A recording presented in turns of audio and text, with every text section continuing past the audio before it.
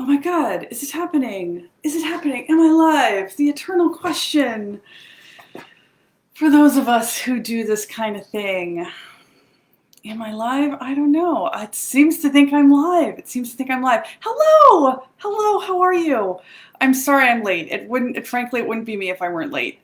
Um, let's see here.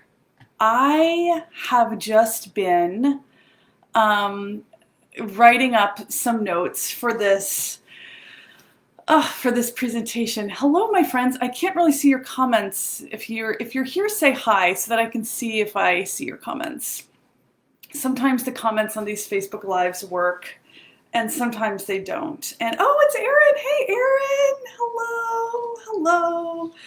I wasn't sure if anybody would be able to tune in. So some of you are going to be tuning in live, and some of you are going to be catching it on the replay. And please do not feel like I'm a person who uses Facebook too and who watches lives too, and I jump in and jump out all the time. Hey, Claudia.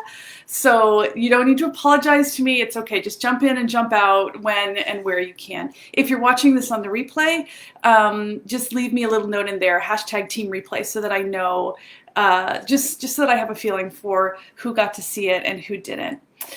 So I am so excited about this topic. So I started making some notes last night. Really, as soon as I planned this, I started to make some notes about it, and it was one of those things where I just found that I had a lot to say, a lot to share with you. So I'm just gonna sort of get right to it. I'm using a sort of a different thing here. I literally made myself a Google presentation to follow with little cards for myself, because I have learned the hard way that if I don't have something to kind of keep myself on track, I will get so freaking excited with the various things I'm talking about that I will like totally lose the plot. So here we go. Let's talk about how to build more movement into your life. So here's the problem. The problem is that I don't know you. Some of you I know, Erin, I know you, various people. I'm not sure who all the people are who are on here, but the problem is that I don't know you, and I don't know your current movement situation. I don't know if you're somebody who does a yoga class 2 days a week and walks 15,000 steps a day. I don't know if you're a CrossFit person or if you run a lot, so you're like running miles and miles a day. Hey, Madeline. Or if you're doing CrossFit 5 days a week. I don't know if you're weightlifting. I don't know if you're, so like those are kind of more ends of the spectrum where people like move a lot. We're going to talk a little bit further on in this presentation about the difference though between quantity of movement and quality of movement, because you could be somebody who's moving a lot, but the quality of your movement is not that great.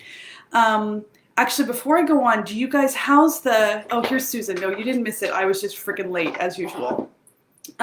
How's the sound quality? Is it echoey? Because I can put my headphones on if that's better. So drop me a little line in there when you get the chance about how the sound quality is. So the thing is, we'll talk about this more in detail, but you can be somebody that moves a lot, but the quality of your movement is not very good. So quantity of movement is a thing and quality of movement is a thing, right? So I don't know, maybe you're a CrossFitter and you're doing a lot of jumping around. Thanks, Mary Kate. I appreciate you. Or maybe you're a totally sedentary person, and believe me, I have no judgment about that. In fact, I identify with that much more than I identify with really active people, even though I'm a movement teacher and I work really hard on getting more movement into my life. I myself was a big, what they used to call a bookworm. I don't know. I don't have kids, so I don't know. Do they still say that?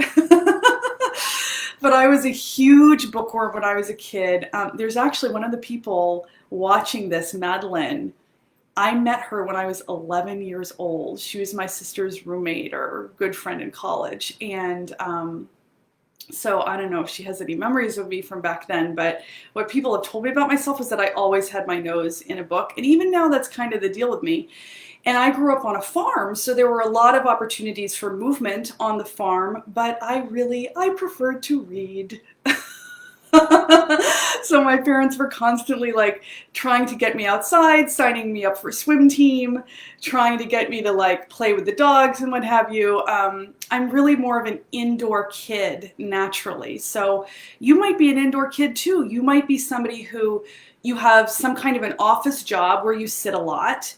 And then it used to be that we all would drive to our jobs, right? So maybe it used to be that you would drive to your job and then you would sit all day at your job, and then you would come home, and what would you do? You would do whatever you had to do to take care of your kids, and then you would spend your leisure time, because you're so exhausted from your day, is sitting on the couch, right, and watching TV. So I don't know where you are on the spectrum of movement. Now it's interesting because just while I've been talking to you guys, I have been feeling, I have a bunch of different ways to sit. I found that like I actually have ordered a standing desk now that I'm working more from home, but it's not here yet. It's not going to be here until September. So I have a lot of very elaborate arrangements in my office to sit. And I just want to warn you up front that I'm going to be wiggling around a lot during this presentation because it feels like I'm going to be moving up and down off. I sit on a block sometimes, I sit on a chair, what have you. I just was like, why am I feeling like I have to sit still for this presentation about movement? I'm like, no, I'm going to tell them what I'm doing, and it's just going to be wiggly because that's how I roll. So I don't know where you are. I don't know about you. I don't know what your movement status is. The other thing is, I don't know what your movement resources are. So I don't know the general location of where you live. Maybe you live on a farm. I live in the suburbs myself. Maybe you live in an urban place, and outside your door there's lots of concrete, right? There's not a lot of green space where you live. I don't know what your movement resources are in terms of time. I don't know how much time you have to move. I know that right now as I said, I don't have kids, but my good girlfriends that do, they are freaking, my good friends of both sexes or of all genders, right, are in that situation where they are working their asses off at work, a lot of them, and then they're trying to handle their kids at home too. So maybe you're in a situation where you really are feeling very pressed for time. Maybe this half an hour of listening to me rail about movement is the only free time you have during your week, in which case, thanks for joining. I appreciate you. Or maybe it's the opposite, right? Susan Ann, who I think is on this call, who I think is on this live, is watching this live. She's got a situation, I don't know all the details, but she was saying in the group before how she's kind of feeling at loose ends. I don't know that I have permission to actually share that, Susan, so I'm sorry if that's too much. I won't share any other details about your life, but you could be a person who has kids and is struggling to deal with that, or you could be a person who you don't have children and your job, maybe you're in a situation where because of COVID you can't work that much, or maybe you're out of work, right? A lot of people are in that position right now where they're not working. So I don't know what your time resources are.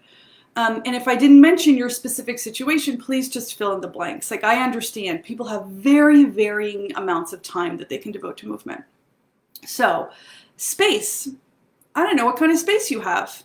I don't know if you live in an enormous 3,000 square foot home and you've got a space down in your basement where you've got dumbbells and a treadmill and all kinds of exercise equipment. I'll explain a little further on in this presentation why I'm putting exercise and scare quotes like that. So I don't know what kind of space you have. I don't know if you live in a teeny tiny apartment, right? I've lived in apartments where, I've lived in a studio apartment with another person. So I know what it's like to really have very, very little space. And lastly, I don't know what kind of financial resources you have, right? So we live in a nation that is profoundly divided by class, right? We live in a nation where the resources tend to all flow toward one group of people, right? They generally tend to flow toward white cishet men. And resources tend to not flow to other people in this country, right?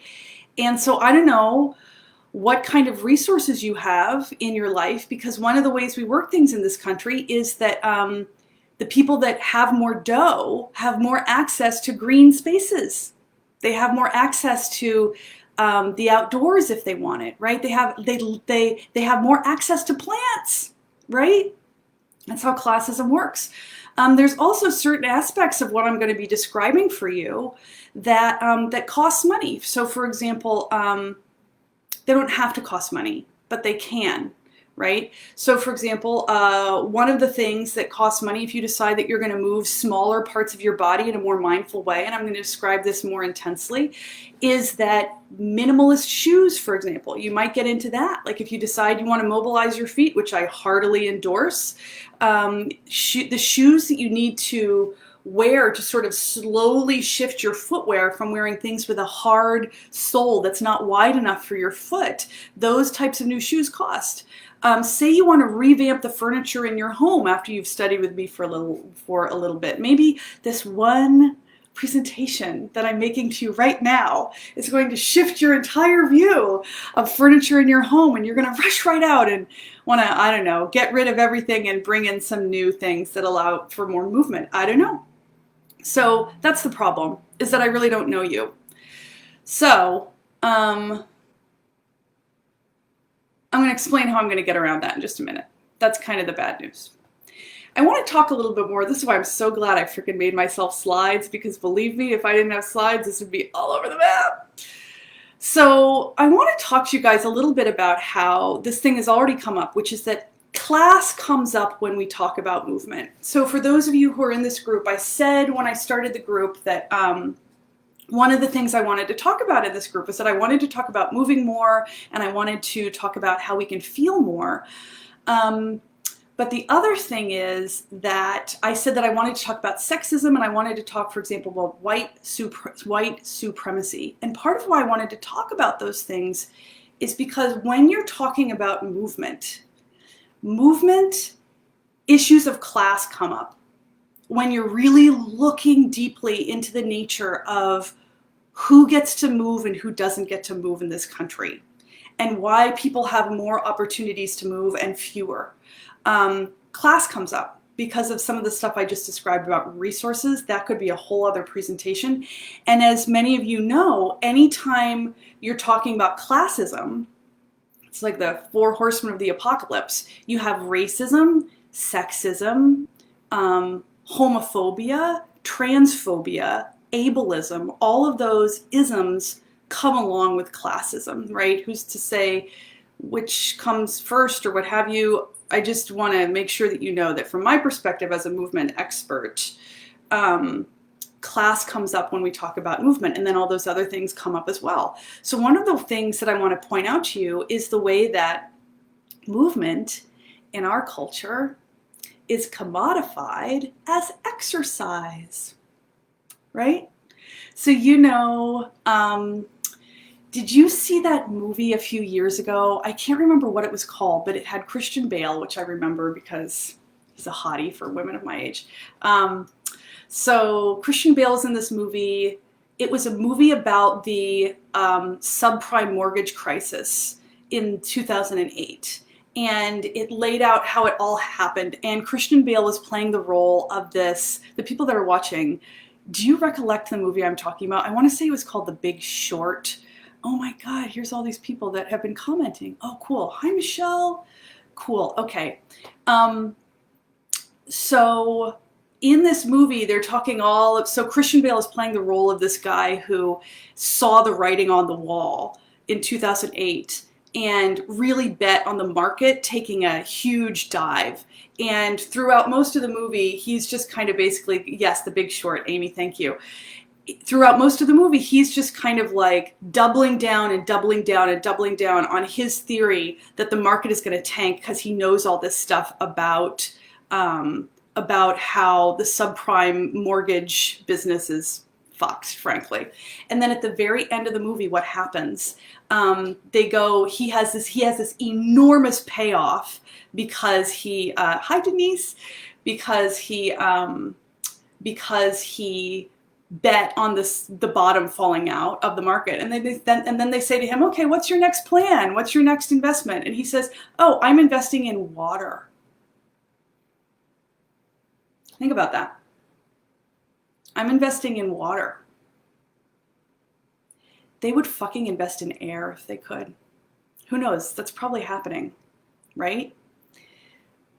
That's the way that this capitalistic situation works, right?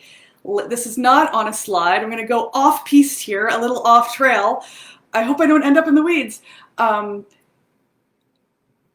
way that Euro-American practice has worked is seal land, kill off or integrate the indigenous people on the land so that you can exploit the resources of that land, so you can take it, commodify it, and sell it. So that's the idea with water now, right? They're like, yeah, now they're taking water. Capitalism has poisoned water in so many ways, right? So clean sources of water, they're taking it and they're selling it, something that used to be free, right? Movement is no different, my friends. Oh my God, this breaks my heart to talk about it. Movement is something that is free, okay? It's free. You don't need a teacher. The sad thing is that now you do need a teacher because of this thing that's happened. Movement is free, but movement has been commodified. We've changed the definition of it, or we've changed how we think of it. Now it's exercise. Yeah, now it's exercise, and it's something that you just do for 30 minutes a day, or at the most, right? Or you do it for an hour. And a lot of times, like some people that do exercise or treat their movement as exercise, they do it every single day, and they run for an hour, and there's no real financial thing involved with that, right? They just invest in their shoes. But for a lot of people, movement has been turned into exercise. And exercise is something that you can pay for. Does this make sense? Give me a little feedback on that in the comments, just so that I know that I didn't freaking lose you with that. That's the kind of thing that either it makes total sense and you're like, oh yeah, or you're like, yeah, no shit, or you're like, what? Okay. All right. So there's that. Let's see here. So this is part of why, so then I talked about how anytime you're talking about classism, right? So movement has been commodified as exercise. So anytime you're talking about something that can be packaged up and sold, there's going to be people who have greater access to that thing and people who have less access to that thing, right? And it's based in part on financial resources, right? But as we all know, what goes along with financial resources is all this stuff around race and sex and homophobia and transphobia, right? And I have here this question, like one of the ways to think about it is who has access to resources and who is allowed to be physically free to move around? When you think about trans people, it's like they're not even physically free to be who they are, to be in their bodies, right? This is part of why actually I have this free group. This is part of why All the Feels is free, is because I recognize that I know that in a culture where movement is commodified as exercise, classism is in play. And the thing is, as somebody that has taught yoga for a number of years and as somebody who teaches movement, right, I participate in that commodification through what I do for a living. Yeah. But I try to offset it. There's always been something that I've offered in all my various endeavors. Ooh, oh, hi, Maria Christina. Yes, exactly. Hi, Janice. Oh, yeah, Janice is saying, back in the 90s, I never thought I'd pay for bottled water, right? Anyway, so I have come to recognize this about what I do for a living in part, is that part of what I do is I'm a movement educator. I offer yoga classes, right? All this stuff. That's me participating in this capitalist system. If there were a different way to do it, I'd love to do it, right? But so I've always tried to have as a component in everything I do something that's free. Yeah. So for example, when I had my brick and mortar yoga studio, I always had a free class on the schedule each week. And one of the things that's been so great about me, about COVID forcing me to put some of this stuff online, is that I can do stuff like this. I've got a camera set up in my office, right, where I can like offer free, where I can teach people for free, right?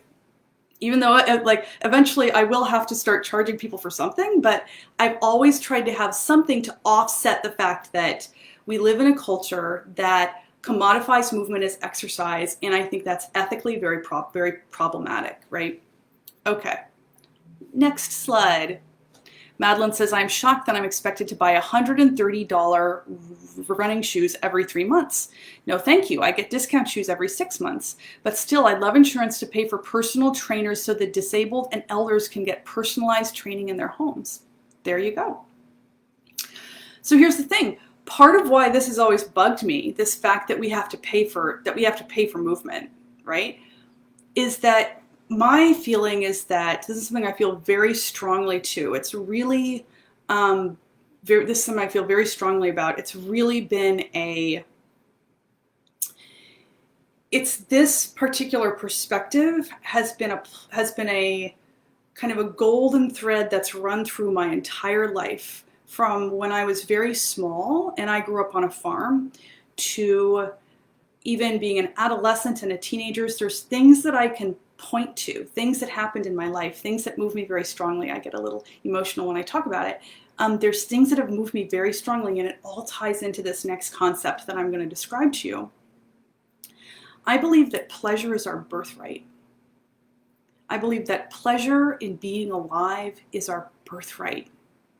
The sheer pleasure of moving, breathing, feeling ourselves, eating with relish instead of being worried all the time about how it's going to make us fat, enjoying our sexuality, toileting with ease instead of having toileting being something that we suffer with, right? Like on the farm, animals, it's like not a big thing, but I know that a lot of us have a ton of problems with toileting, sleeping, just taking pleasure in like sleeping, being able to sleep, the pleasure and the blessing of having the freedom to rest, the freedom to take a nap if you need to take a nap and having that be okay, instead of this thing where our crazy Protestant American culture makes it so that resting is a bad thing, means that you're an evil person, or you don't have or that you're of poor character, right?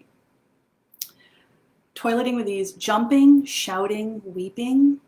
I believe all of those things are our birthright as human beings. If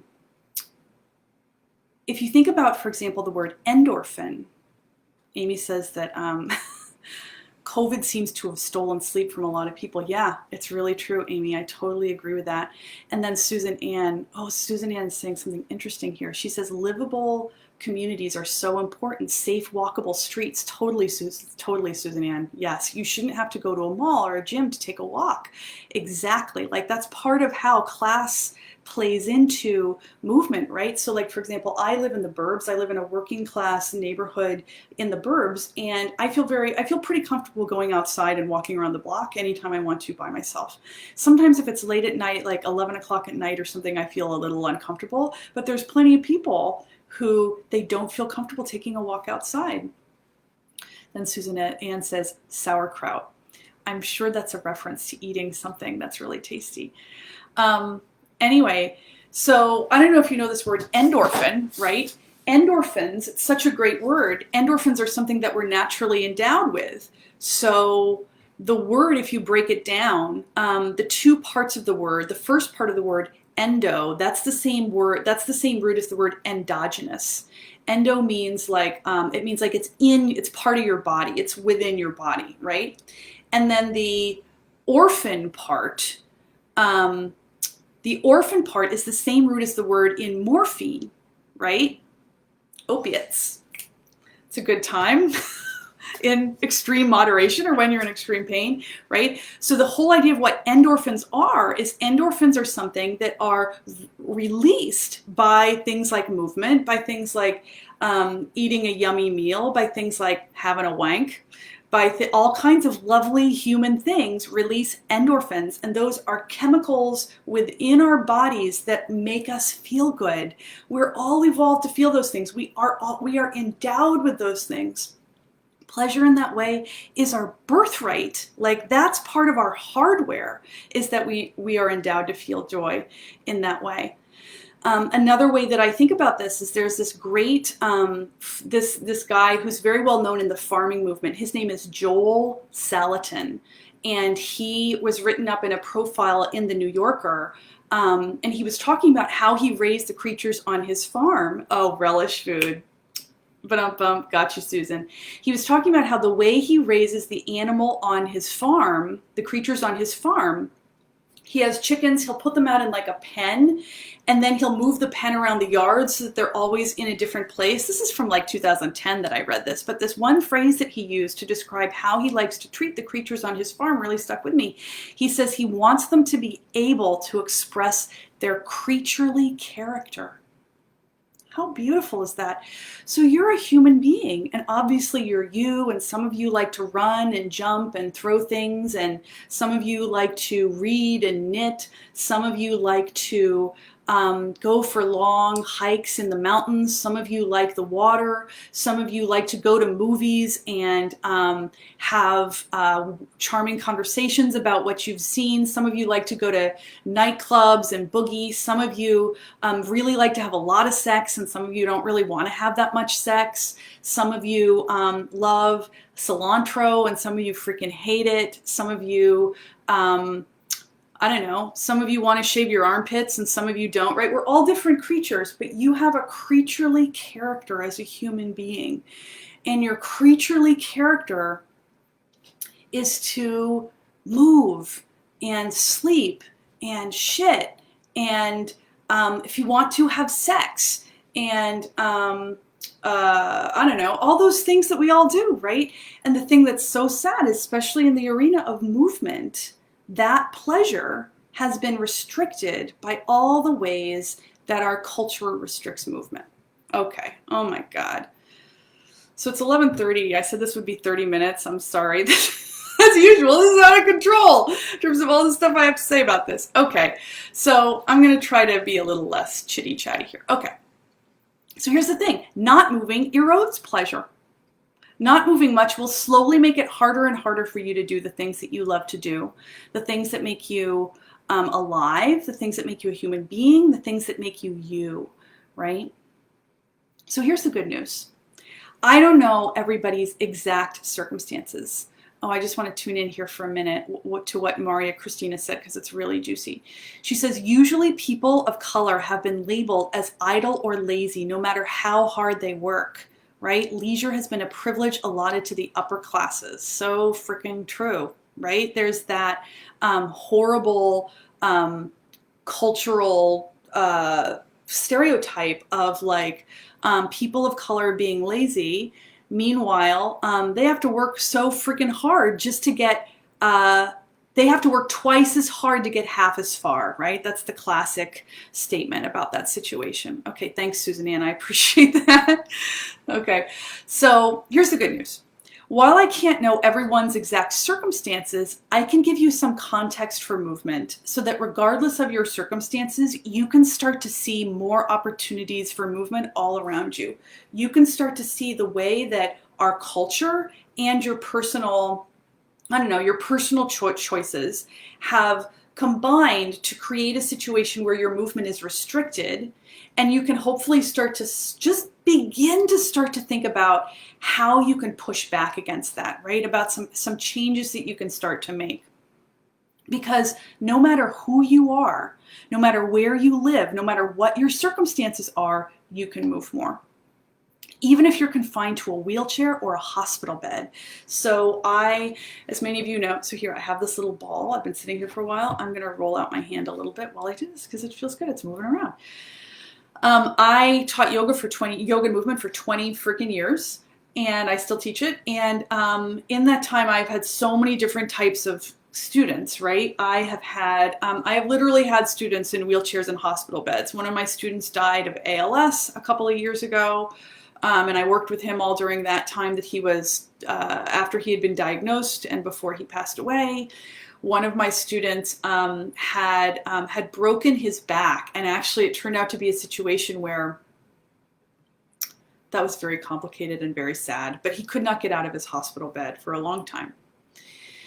Another thing that I used to do is I used to teach yoga in a prison. in Essex County, the Essex County drug rehab prison.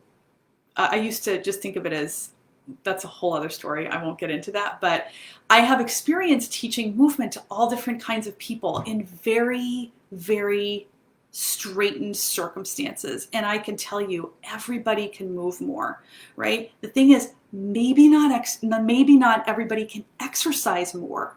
See, this is the problem with conflating movement and exercise. Yeah, not everybody can exercise more. They don't have the resources, right? But everybody can move more, no matter how restricted your circumstances are. Okay, but for a lot of us, for myself, for example, so I talked about all these different straitened circumstances, but for myself, I'm just sort of a middle-class American lady living in the burbs, right? And for sure, when you I'm not in a hospital bed, I'm not in a wheelchair, I'm not incarcerated.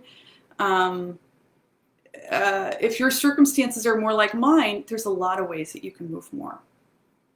Okay, so that's the good news. Everybody can move more. The bad news is that exercise is a scam. It's a con. Exercise is a con. It's a long con. Yeah. Oh, Madeline, that's interesting. My friend says that if we can eat when we are not hungry, we can exercise when we are tired. Okay, so as you know now, and now you know why, for me, the idea of exercising when I'm tired, I would not really be doing that because I think exercise is a scam. But I might move if I were tired. You know what I would really do, though, if I were tired? What do you think I would do if I could? What do you think you should do if you're tired, guys?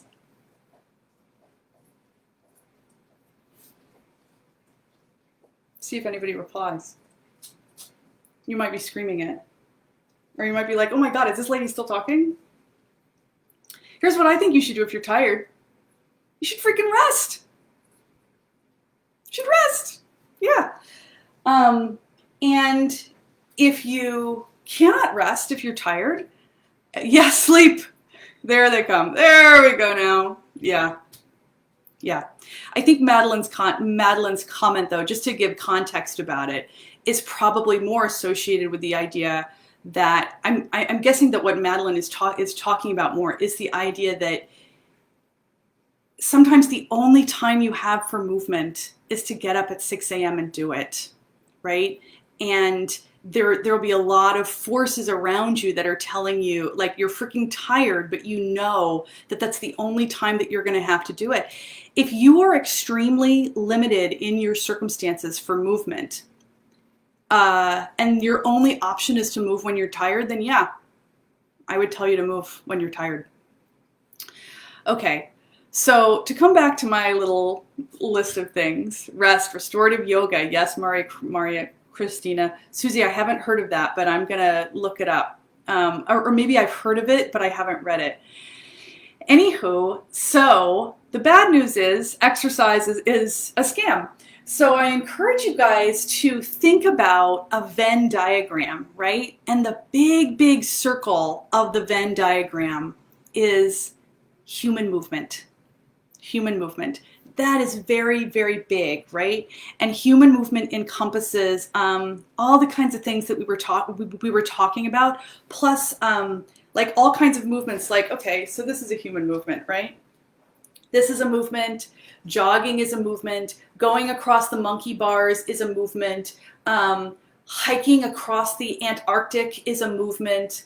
Playing tennis is a movement. Those are big movements, right? But also in the Venn diagram of human movement, you have things like, for example, the way, it's called peristalsis, the way that your intestines move your food through your digestive tract. That's in the Venn diagram of human movement. The way that your eyelids flutter during REM sleep. The way that your teeth move inside your mouth over time. The way that the calluses grow on your elbows or on your heels. Isn't that so interesting to think about, right? Those are moves too. I love to think about that. Okay, so those are moves. Exercise is a much smaller little circle. It's a little circle in the huge Venn diagram of human movements, right? It's a little circle. And then if you're into yoga, yes, good, Madeline, I love that. Stretching and breathings are option when you're tired. Yes, when you're into yoga, because sometimes you can't sleep. Yeah.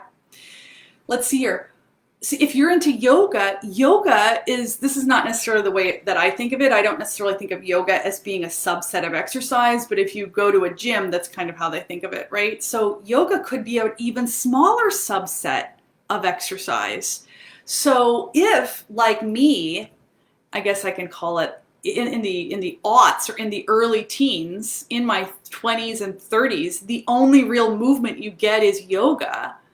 You're doing a very teeny tiny, that's a very teeny tiny subset of all the movements that you're capable of doing, right, as a human being.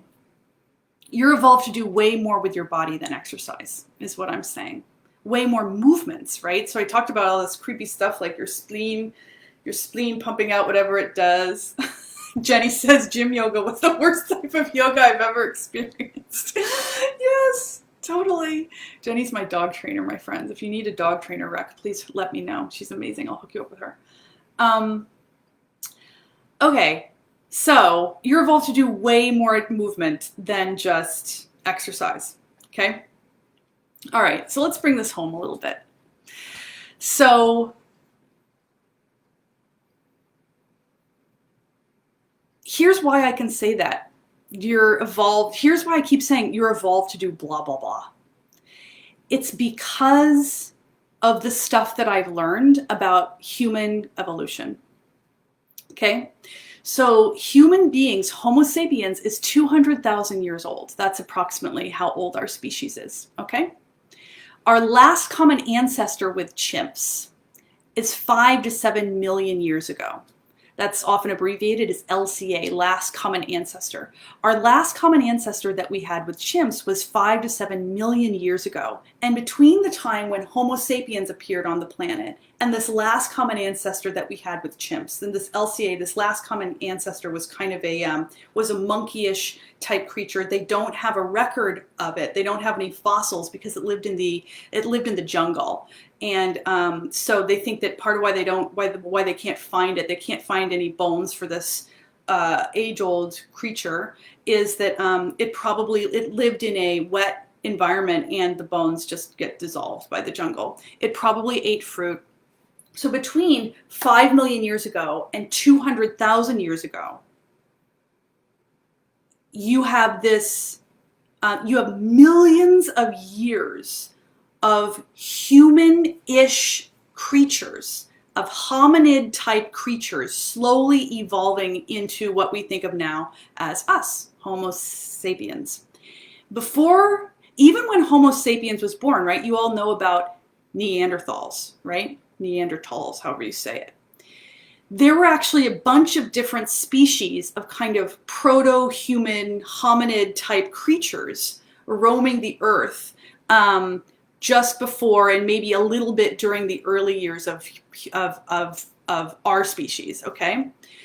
So the reason why I think that is so interesting and why I want you to know about it is that there are literally, so our species is old, right? It was really old even before the agricultural revolution happened 10,000 years ago. Oh, Janice. There's going to be a reading. Okay.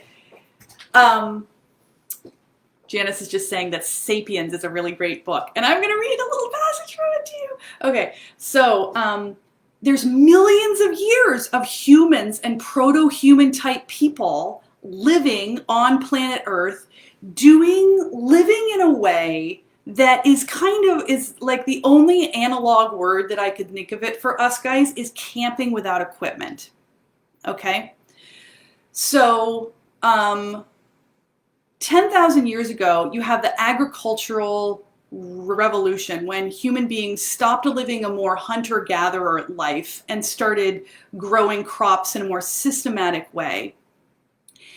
So that's like between 200,000 years ago and 190,000 years ago. That's a lot of thousands of years to be living in a particular way, evolving in a particular way. And even before that, there's millions of years before that, when we weren't humans yet, but we were still, our ancestors were these proto-human type creatures, right? Who also were living this lifestyle that was more kind of like camping.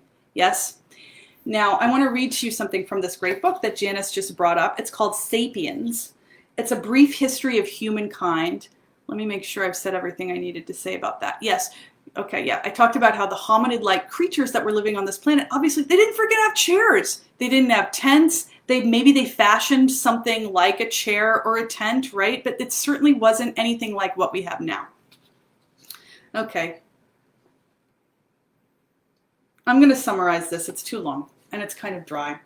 Basically, what he says in the reading is that the fantasy that I think that he says that the way that we're usually taught about the evolution of humankind is that the agricultural revolution was a blessing. That 10,000 years ago, human beings finally wised up enough to plant some shit in a systematic way, and that ever since then, life has been great. And what he says that actually studies showed that the agricultural revolution, the advent of agriculture, was not necessarily a boon for human life or human health.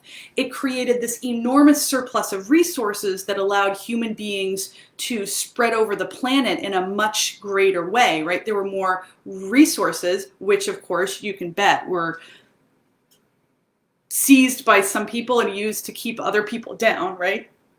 This kind of gesture. But he talks about how the hunter-gatherer lifestyle, like we don't want to like romanticize it, right? Because believe me, life before antibiotics was pretty tough, yes. But we also don't want to romanticize the benefits of culture, of agriculture, okay? How did our early ancestors stay fit for this camping lifestyle without treadmills and dumbbells and exercise equipment? What do you think? How did our ancestors stay fit for this camping lifestyle without treadmills and dumbbells and exercise equipment?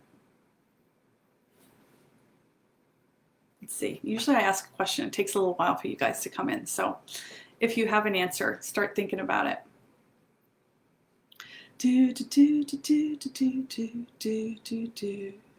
Okay, time's up. I'm going to tell you. They didn't have to do that shit. They didn't have to use that shit to stay fit. Their lives kept them fit. Their lives kept them fit. Because if you have to go out and hunt and gather your supper 3 meals a day for your kids on top of, they just lived it. Yes, for your kids, climbing trees to get fruit, tracking and hunting and flaying, I don't know, whatever proto deer kind of thing they had. Survival, yes, survival. Like that stuff, it takes a lot of work. No choice to move, right? Just to go back to the reading that I did not read to you, the hard living man. But the thing is, part of what Yuval Noah Harari is saying there in his book, part of what he's saying is that it's not necessarily a life that you want to romanticize. Like the truth of what that hunter-gatherer lifestyle was like is probably has elements of both of those pictures, right? I think that we tend to either have the picture, either you have people that are like eating paleo and I don't know, doing cultural appropriation on indigenous peoples who are like romanticizing that hunter-gatherer lifestyle or way of living, right? Or you have the opposite. You have a point of view that's like, oh, it was a horrible, degrading way to live. Nature's red in tooth and claw, nasty, brutish, and short. I think both of those quotes are for, like, I think nature's red in tooth and claw. I think that's Kipling. So a white dude, colonialist asshole, and nasty, brutish, and short. I think that's Churchill, and I can't remember who Churchill was talking about with that. But I mean, those are kind of the ideas that we have about those about the kinds of lives that hunter-gatherer people lived, right? Is either we tend to idealize them or we tend to say, oh my God, it's a horrible way to live, right? And the truth probably has parts of both of those things. Yes. Madeline says, yes, it's still like that for our brothers and sisters all over the world right now, right? Like, most people in this world live very differently than the way that middle-class American people live. So, to come back to this question, how did our early ancestors stay fit for this camping lifestyle without treadmills and dumbbells and exercise equipment? Their lives did it for them, right? Squatting to go to the bathroom, squatting to have their kids, squatting to do whatever. Like, if you don't have a table, what do? You squat, right? To like work with stuff, to prep food. Okay, good. Next slide. Guys, I'm so grateful you stuck with me through this. There's 13 of you that have been listening to this whole thing. Thank you so much. Oh, I'm so honored that this is interesting enough for you, that you've stuck with it this long. Oh, Hobbes. That must be nasty, brutish, and short, right? Yeah, thank you, Maria Christina. Oh, this is so funny. Amy is sharing this. I love this. She says, I felt so goofy the other day in my Peloton while painters were painting my house. I felt they were looking at me like I was an alien. Yeah, I feel you, Amy. Yeah, Susie's saying our wildness is atrophying and suffering with domestication, distance from our human nature. Yes, Susie, you are singing my song. So what was life like for those folks? Well, walking, carrying their kids, living furniture free, looking for dinner, no chairs, no tables, no beds, no houses as we know them now, no climate control, right? Okay, so listen, here's the thing. We have a movement quantity problem, and that is true, right? And everybody knows this, right? Everybody knows that we don't move enough. And when we talk about having a movement quantity problem, one of the things I'm talking about is that we don't move enough in a large sense. And by that, I'm talking about stuff like we don't, sleep and rest. That's another thing our ancestors did, right, Denise? Totally. We don't walk enough or roll around enough or dance or walk uphill or climb trees, right? There's all these big ways that we have a movement quantity problem. Yeah, like we literally just do not do enough movement in a large sense. We also literally do not do enough movement in a small sense. And just to give you one or two examples of what I mean by that, usually when we think of, oh, I have to move more or I have to exercise more, it's like, oh, well, I got to go for a run or I got to go for a walk, right? Or I got to, I don't know, do a pull-up or a push-up or what have you. But the thing is, anytime, you guys know that thing that happens when you allow yourself to get cold. What are the things that happen? What happens to your skin when you allow yourself to get cold? While I'm waiting for you to see if you have anything to say to me about that, Madeline shares this, which I love.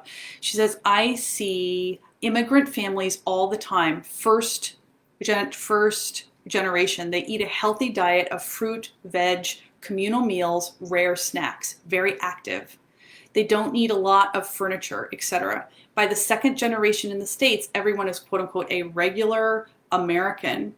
And then I'm guessing, Madeline, that your follow-up thought would be is that as they become a regular American, they also take on the health problems that we have, right? That's part of the sign that this is a cultural problem, right? And this cultural problem is woven into all of our other cultural problems, all of our other cultural bullshit around class and race and gender and all those other things, right?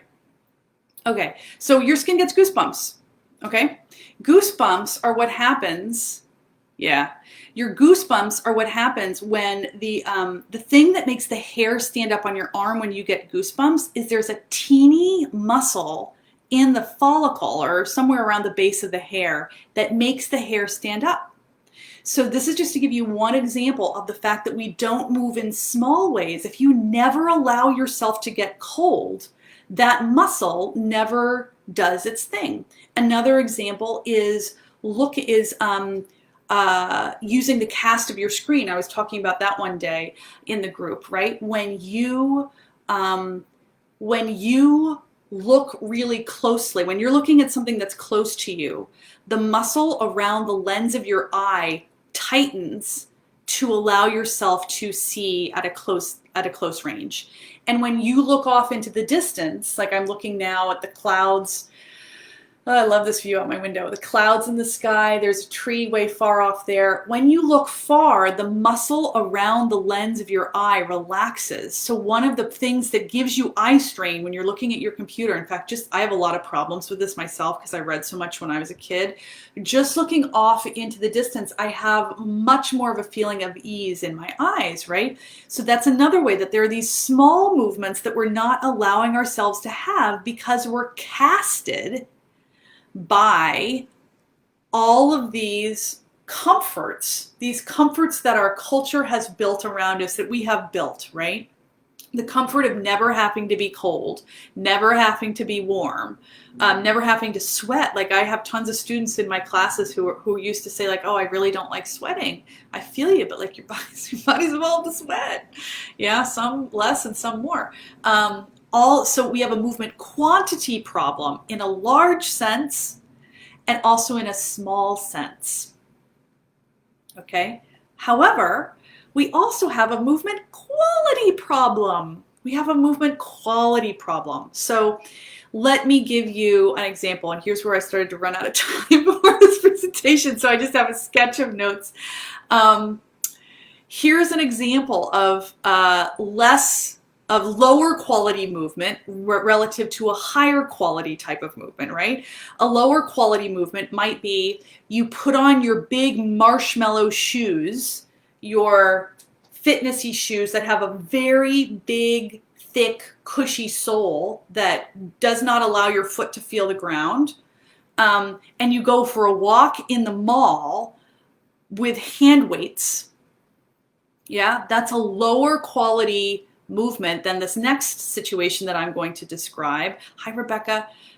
Which is different. Say then, for example, you go for a barefoot walk on the beach with two friends, one of whom is okay, so let me just say that. It's a barefoot walk on the beach. So that alone, right away, you're mobilizing your feet, you're outside, you're not in the freaking mall. There's the breeze coming off the water. There's what your eyes have to do to adjust to the glare. There's the breeze against your skin. There's the fragrance coming from everything that's around you. There's the pleasure, right? The endorphins that you feel from being in the presence of beauty. And then let me add this little detail too. In this walk on the beach, you're walking with two other people, and one of them is an elderly person who can't go as fast as you, or whose pace ebbs and flows depending on how they feel that day. And the seconds, right? So that's forcing you to kind of change up your gait. You're not going to the mall and being like, I got to get my heart rate up to X and keep it at X because my Fitbit says X, right? Instead, you're at the beach, you're walking, you're with your elderly friend, yeah?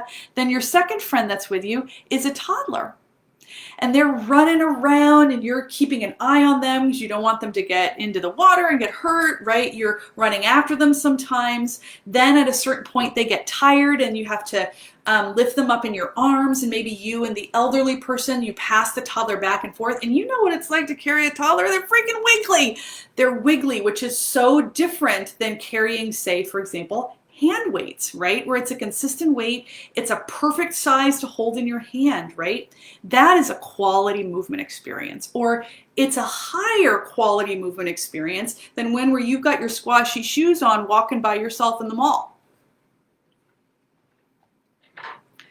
Maria Christina says shaking and shivering. She says it's called the she says the erector pili contracts with that. Thank you for that. Maria Christina is this amazing movement educator herself, guys. One of my dearest friends. Janice says, I'm going to go buy a toddler. I think a dog will do, Janice.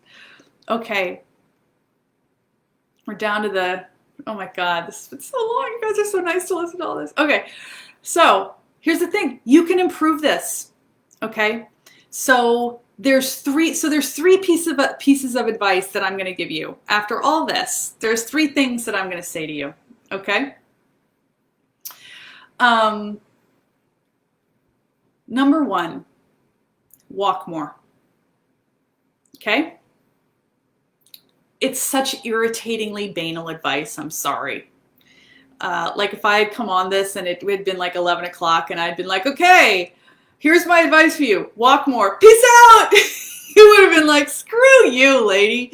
No shit, I need to walk more, right? Yeah.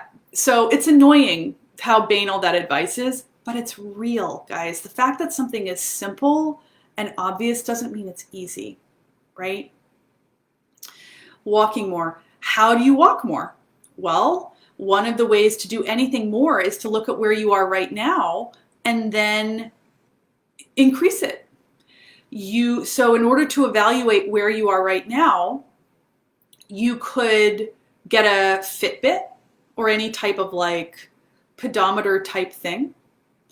If you don't want to, so that's something that evaluates how many steps you're walking, right?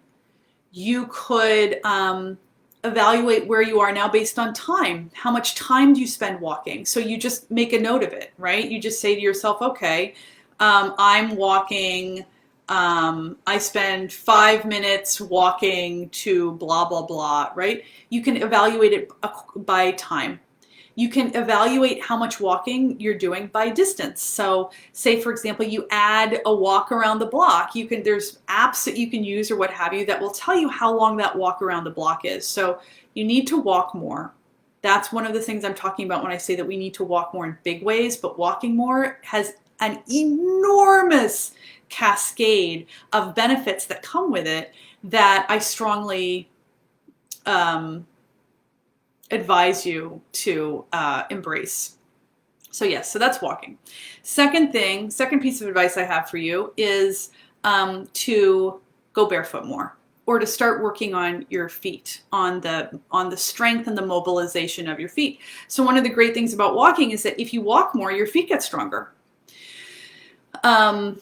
Feet are enormously complex and fraught. I could teach an entire course about them. It's a very big deal. But if you're already somebody who's pretty comfortable with going barefoot around your house, try adding in some barefoot time outside. You might have to clear out you might have to go through your yard and make sure there's not a bunch of crap out there, or walk in your shoes to a park where it looks really clear and walk there. But putting in some barefoot, so if you're already somebody that goes barefoot inside your house, work on going barefoot outside your house. It's the summer. If you're not somebody that goes barefoot inside your house, start working on going barefoot inside your house. Part of what's important with your feet is exposing to them to different textures and terrain. So one of the things that's problematic about the mall and that example I gave before is that the terrain is level, it's flat, and there's no texture. And even if it did have texture, you couldn't feel it through your big marshmallow shoes. Yeah, so when you're working with walking barefoot, you want to mix up the textures and terrain that you're walking on. One of my favorite things to do is I go to the town park where there's a baseball diamond. So I walk in the grass, and I also walk in the sand of the baseball diamond there. You also want to shift up whether you're like walking up and down hills, right? Only walking on flats is a problem. One of my teachers used to call hills vitamin H. Then another thing that you can do for your feet to mobilize and strengthen your feet, you can get these things. These are called yoga tune-up balls. I don't know where the hell I got this. This is a dog toy. It doesn't have to be fancy. You could use a really tough lime and roll your feet out. Put this down on the floor, put it underneath your foot, and roll out your foot with this regularly. So first piece of advice is walk more. Second piece of advice is mobilize your feet more, because the feet are the foundation of the whole thing, guys. Like working on your feet, it seems like it's not that big a deal. It is a huge deal, and it will slowly start to benefit your health over a period of weeks or months and even years. So I know it's not like the things I have to offer you, they're not sexy. Okay? I'm not going to tell you to buy this fun tech toy, but they really do help. My camera's doing something weird. There we go. Okay. Furniture evaluation. That's my third piece of advice. So the question I have for my movement students is always this: in what room do you spend most of your time, and on what piece of furniture? And everybody always has an answer. Nobody ever says on the floor. Right? Everybody has a room in which they spend most of their leisure time, and they always have an answer to the question of on what piece of furniture do you spend most of your time. So listen, that's why I've been telling you guys in the group, what would I say? What would you say if I told you to get rid of your coffee table? It's actually not about the coffee table. That's just a hook to get you interested. It's how can I rearrange the room where I spend more of my leisure time so that it's less attractive, so that it's more attractive to be on the floor in that room, right? That's another wormhole we could go way, way down, and I'm almost at 60 minutes here, so God bless you for listening to all this. Okay, next thing. I don't want to go down that wormhole too far. So yeah, so those are 3 things, okay? Walk more. Madeline's saying she's been adding 5 to 10 minute walk at the park between her home and office. That's all you need. Like, start small like that, right? Don't make a big deal about it. Don't be like, I'm going to exercise and I'm going to do 30 minutes a day. Fuck that, right? It's so easy to not do that. Make it pleasurable for you. How can you hack your human birthright of feeling pleasure so that it works for you? It's such a pleasure to go out. Just like make it a 5-minute thing. 5 minutes, I'm going to go for a walk on my lunchtime, right? Or I'm going to have my teenager, I'm going to ask them to walk me around the block. I don't know, tell them you're old and you need to lean on them for support or something, right? Make it a pleasure. Maria Christina is saying, I had to move my desk to the floor because my back was hurting. Now I sit on a bolster and my back feels better. Yeah, I often will floor sit to do my work. I want to come back here to Amy. Amy's asking if we should ditch the slippers. I would say yes. Amy, this is such a complicated question because some of us wear slippers because our feet get cold, in which case I would recommend transitioning to socks because stocking feet is better than slippers. It's a kind of an intermediate zone.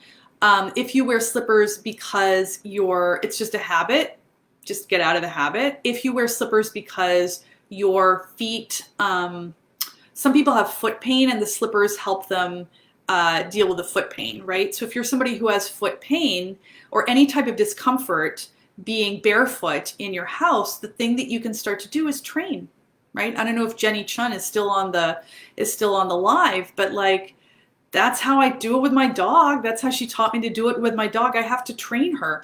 So you could, like, for example, if you wear slippers, say you wear them, I don't know, from 6 p.m. to 10 p.m. each night when you're hanging out in your house, try going without them from 6 to 7, right? You start small and then you build it up. Human tissues need time. Denise is saying she has a standing desk. That's great, Denise. I ordered one myself. I'm really excited. It makes a real difference. You just want to be careful with the standing desk that you don't get into this mindset where you're like, oh yeah, well I have a standing desk, so that means I can really just stand still. I can really just be here at my standing desk working hours at a time because I'm standing, right? It's bad to sit for prolonged periods of time. It's not necessarily better to stand for a long time, right? So you want to be standing. A standing desk is great, wonderful. You just want to not use that as a substitute for, I also get up and I move around every 20 minutes or so and I give myself permission to be wiggly, right?